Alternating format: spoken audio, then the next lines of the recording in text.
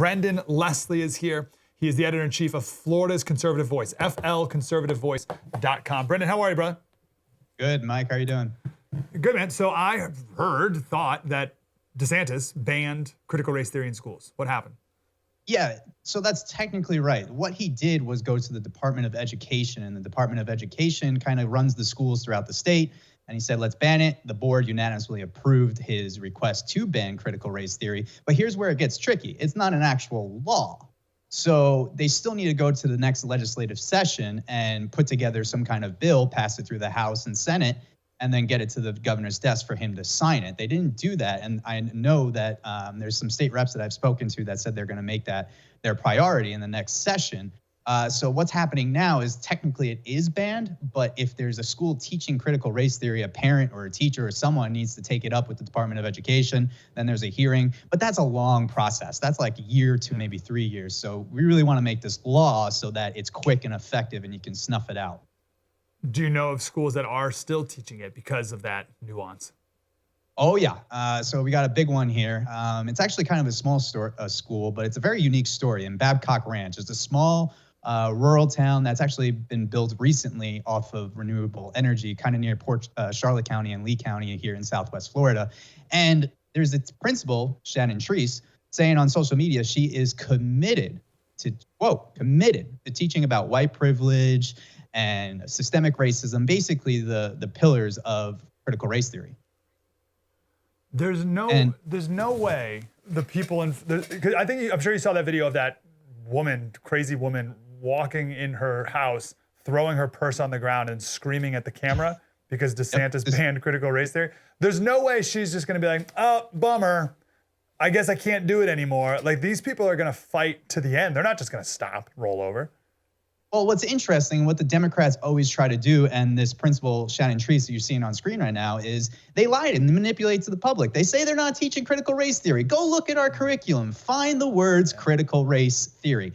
They do that on purpose because they know they're going to be tricking the masses. See, what critical race theory really is teaching inappropriate conversations with the students and teachers sharing their thoughts about white privilege and suppression and all this stuff that's really just myths. And it teaches the black kids that they're suppressed and that the white kids are suppressing them. So it's very, very subtle. It's not in your face. And that's what your viewers and everyone out there needs to understand, that the left is manipulating the narrative to trick the masses so that they can say that this is really a non-issue when it really is. The teachers need to teach the facts. They should be like what the mainstream media should be, but they're not. They should be teaching the facts, the history. Absolutely teach about slavery. It happened. Teach about it, but don't tell us your feelings about it and how it impacts social issues nowadays.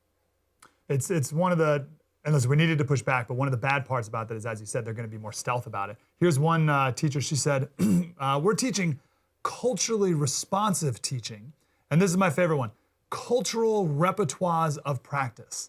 So they'd be like, oh, no, we're not teaching critical race theory, we're teaching critical repertoires of practice. Just jargon nonsense to try to get people to be confused. I'm glad you're fighting it. Glad you're staying on this and exposing these schools that are doing it. I got 2 minutes left, so let's talk about DeSantis.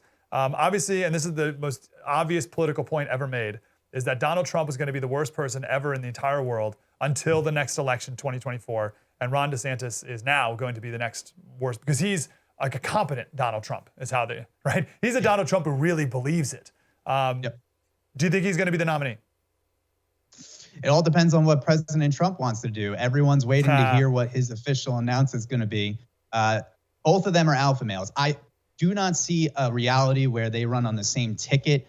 I think it would be very stupid to have DeSantis be a vice president because that's kind of just taking our best offensive player off the board. The vice president is really just, to me, there. He just exists. He's not really a leader. So if Trump does decide to win a run and becomes the nominee, you need to keep DeSantis as the governor of Florida and then get him the run in 2028. But if Trump decides to, and which I think is the right move, he needs to be kind of like the puppet master behind the scenes and put his eggs into the DeSantis basket. And I think that can be really powerful. We got 1 minute. Is there any, one reason I love DeSantis is he's on the offense. He's just pushing ahead nonstop. It's awesome. What's one thing in particular that DeSantis has done that you think is most notable? Maybe people outside Florida don't know it.